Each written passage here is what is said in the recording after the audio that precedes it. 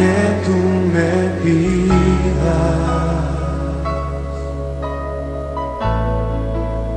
yo te quiero dar.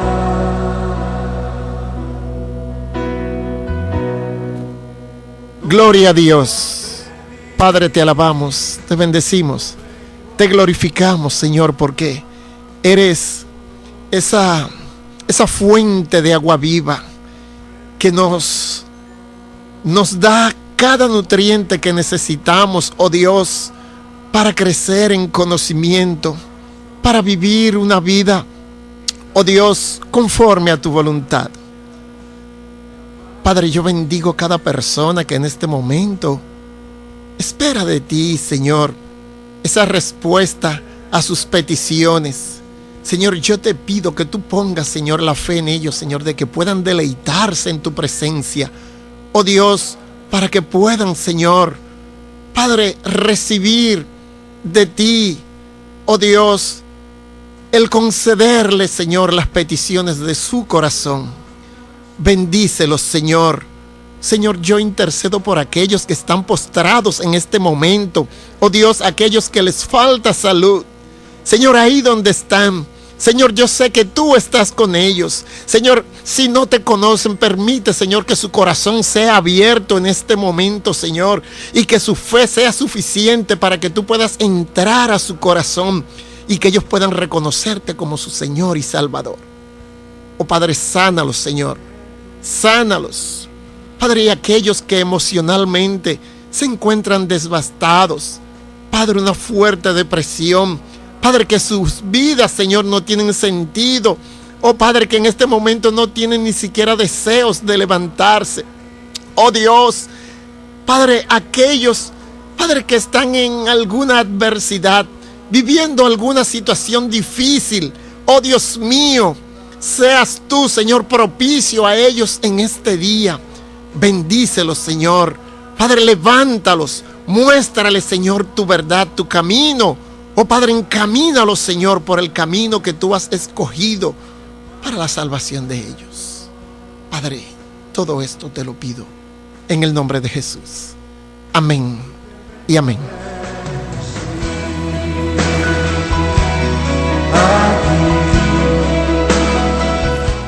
Gloria a Dios. Ahí donde estás, posiblemente te estás preguntando, ¿por qué a mí? ¿Por qué a mí? Es la pregunta que generalmente nos hacemos cuando nos toca vivir alguna situación difícil, dolorosa, alguna situación que muchas veces no comprendemos. Y llegamos hasta dudar de que Dios en ese momento nos esté respaldando. Tanto es así que muchas veces hemos sentido hasta el deseo de apartarnos, porque entendemos como si fuera que Dios nos ha rechazado. Sin embargo, no es así. De acuerdo al libro de los Romanos, en el capítulo 8, versículo 28, dice que a los que aman a Dios, todas las cosas les ayudan a bien. Esto es, a los que conforme a su propósito han sido llamados. Dice todas las cosas, sean buenas o sean malas, nos van a ayudar para bien. A veces nos cuesta entender esto. Nos cuesta reconocer el verdadero significado que tiene esta expresión. Sin embargo, cuando vemos los hombres de Dios que vivieron alguna situación difícil, luego Dios se glorificó y los engrandeció. Muchas veces creemos que el engrandecernos simplemente tiene que ver con el orden material. No necesariamente. Puede ser también en el mismo orden espiritual. Dios permite que muchas veces nos llegue el dolor porque necesita procesarnos. Necesita que nosotros crezcamos en conocimiento, que nuestra fe sea aumentada. Y hay varios ejemplos de personas que Dios utilizó su adversidad para llegar a otros, porque ese es el propósito, hermano. Dice el Salmos 1: bienaventurado el varón que no anduvo en consejo de malos. Dice que será como árbol plantado junto a corriente de agua. Será como árbol plantado. Entonces, queremos a veces entender que si seremos plantados como árbol junto a corriente de agua, que no vamos a tener escasez. Pero oye, ¿cómo es que dice? Seremos como árbol plantado. Oye, seremos como árbol plantado junto a corriente de agua. No importa donde tú estés, puede estar en la acera. Ahí donde estás en la acera, eres plantado como árbol plantado junto a corriente de agua. Ahí en la acera, allá en el desierto. Cuando mire a tu alrededor y no veas a nadie, Dios está ahí y estás plantado ahí.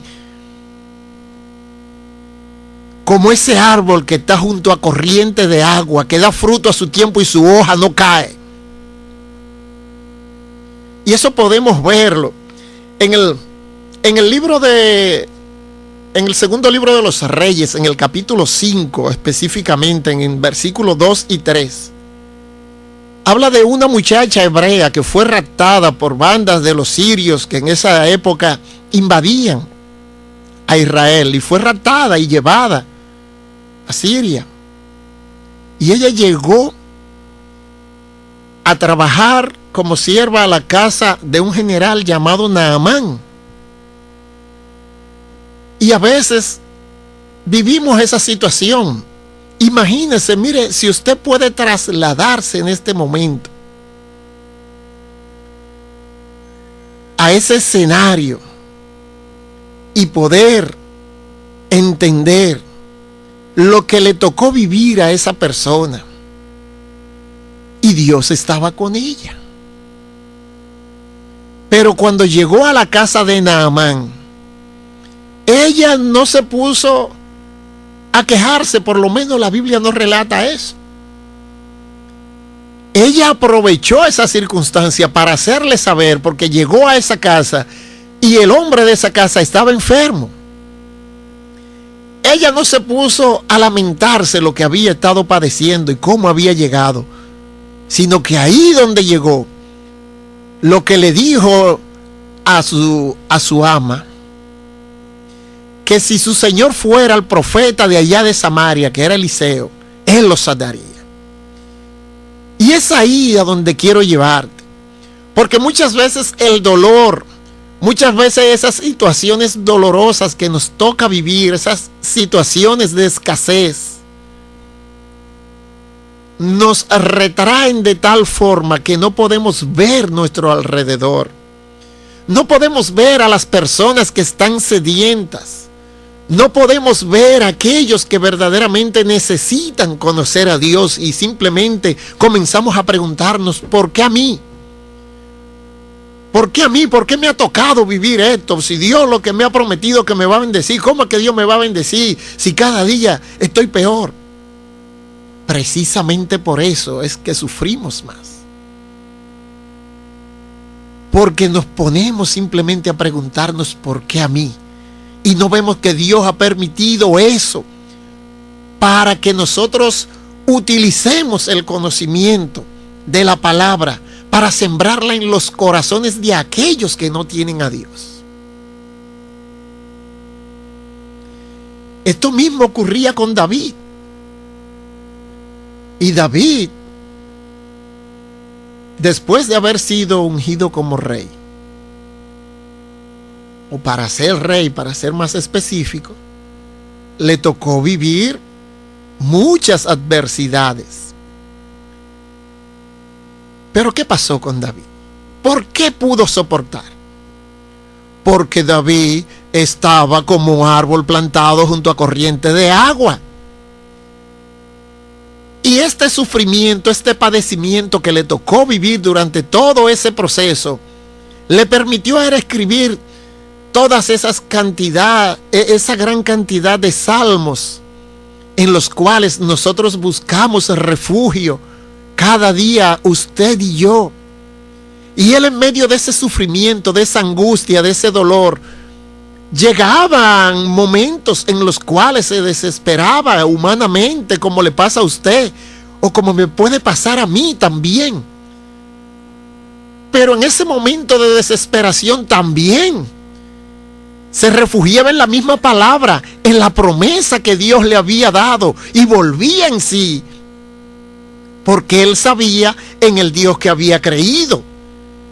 Y si nos vamos, para poner un ejemplo, al Salmo 25, vamos a leer Salmo 25, del 1 al 4. ¿Qué dice este salmo? A ti, Jehová, levantaré mi alma. Dios mío, en ti confío. No sea yo avergonzado. No se alegren de mí mis enemigos. Ciertamente ninguno de cuanto esperan en ti será confundido. Serán avergonzados los que se rebelan sin causa. Muéstrame, oh Jehová, tus caminos. Enséñame tus sendas. Encamíname en tu verdad y enséñame, porque tú eres el Dios de mi salvación. En ti he esperado todo el día. Hermano, usted puede entender lo que David pedía en este momento. Tres cosas. Pedía dirección, pedía perdón y pedía protección. En este salmo, que solamente hemos leído estos 4 versículos, pero todo el salmo está enfocado en eso. Posiblemente te sientes confundido en este día y te estás preguntando ¿por qué a mí? Antes de preguntarte ¿por qué a ti? Dile que te muestre el camino, porque a lo mejor tú no lo ves. Y si yo estuviera en tu lugar, también posiblemente estuviera así como tú. Sin embargo, primero, ¿qué vemos aquí? Vemos aquí la expresión de un hombre que declara su confianza en Dios. A ti, oh Jehová, levantaré mi alma. Dios mío, en ti confío. Es eso, hermano. Si nuestra confianza está puesta en Dios, aunque haya adversidad, tenemos que buscar a Dios en medio de esa adversidad y pedirle que nos muestre aquello que no vemos en ese momento. Luego decía, Dios mío, en ti confío. No sea yo avergonzado. No se alegren de mí mis enemigos.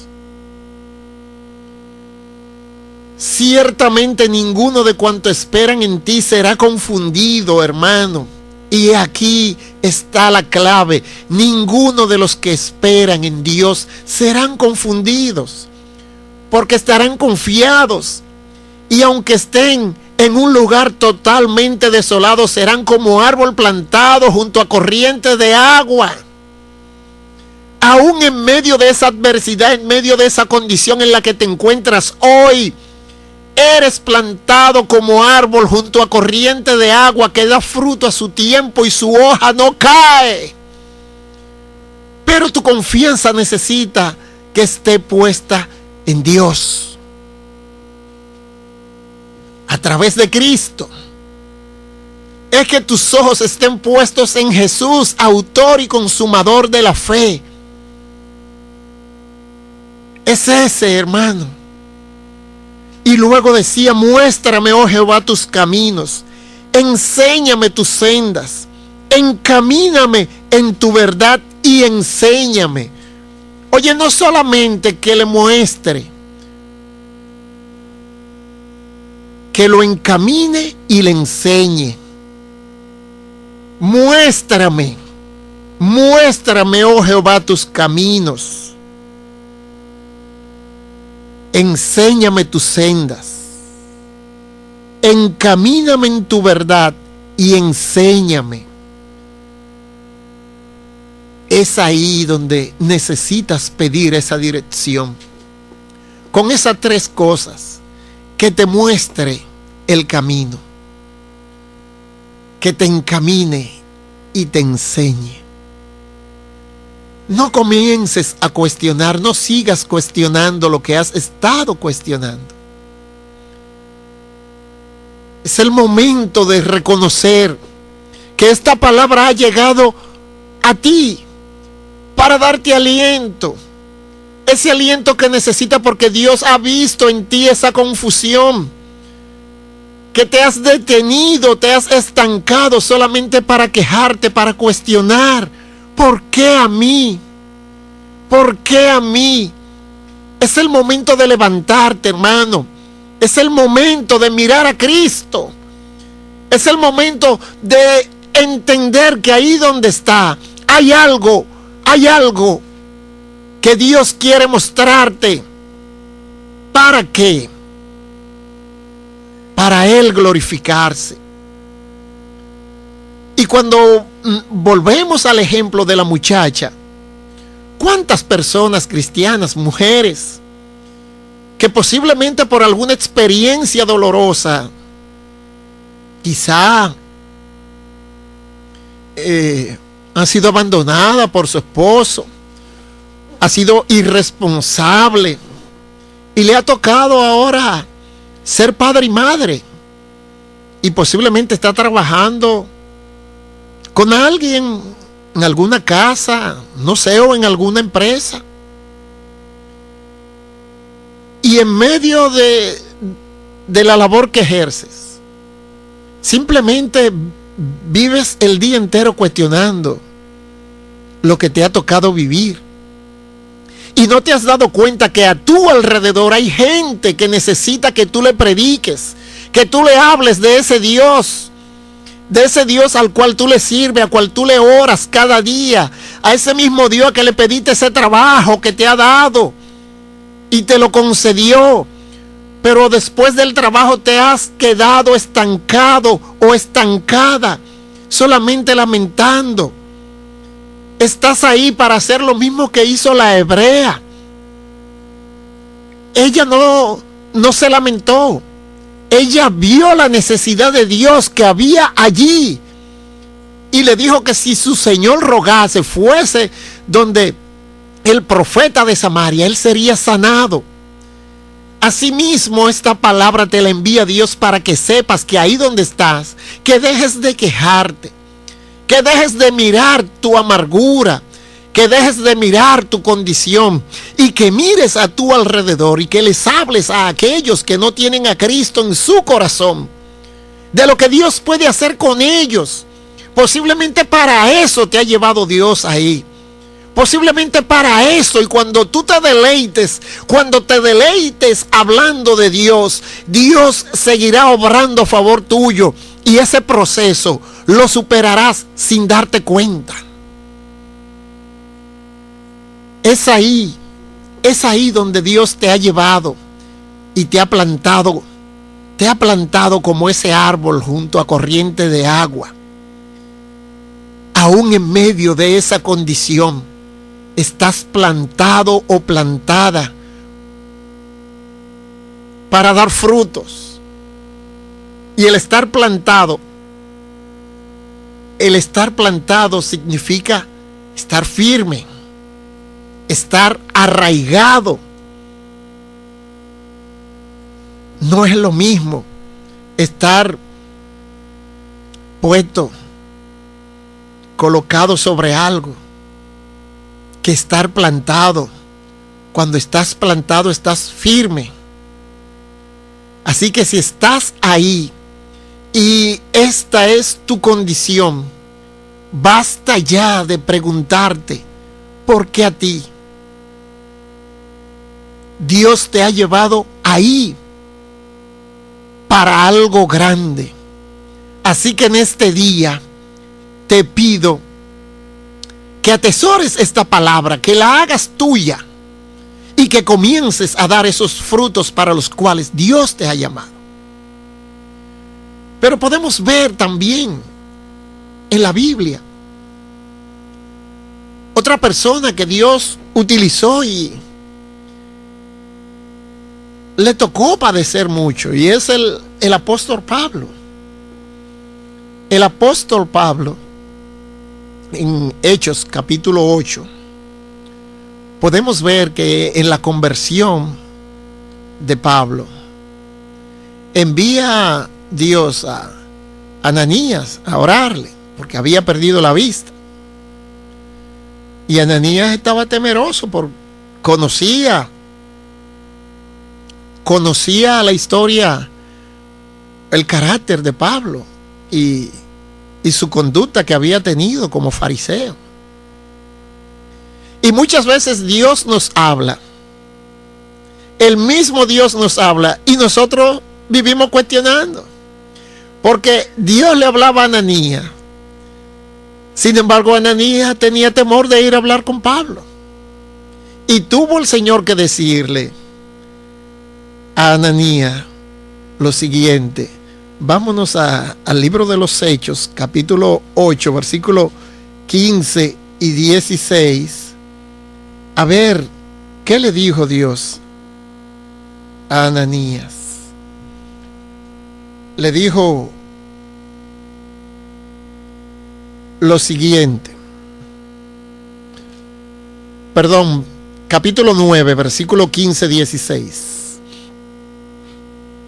El Señor le dijo: ve, porque instrumento escogido me es este para llevar mi nombre en presencia de los gentiles y de reyes y de hijos de Israel. Pero luego el 16 dice: porque yo le mostraré cuánto le es necesario padecer por mi nombre. Cuánto le es necesario padecer por mi nombre. Y aquí en esta expresión no solamente, no podemos ver como que Dios se gozaba en que él iba a padecer, sino que cuando tenemos ese llamado, vamos a vivir situaciones difíciles, pero nos vamos a gozar en medio de esas dificultades, porque esto fue lo que hizo Pablo en todo el trayecto de su vida después de su conversión. ¿O acaso cuando cayó preso, que lo encerraron a él y a Silas, qué hacía Pablo en medio de esa adversidad? Alababa al Señor. Y en medio de esa alabanza consiguió que se convirtiera el carcelero. Y es ahí donde quiero llevarte. No te detengas a mirar tu sufrimiento, tu angustia, tu dolor. Tienes que ver a Dios en medio de ese proceso, como lo veía Pablo. Pablo se gozaba en sus prisiones, decía él.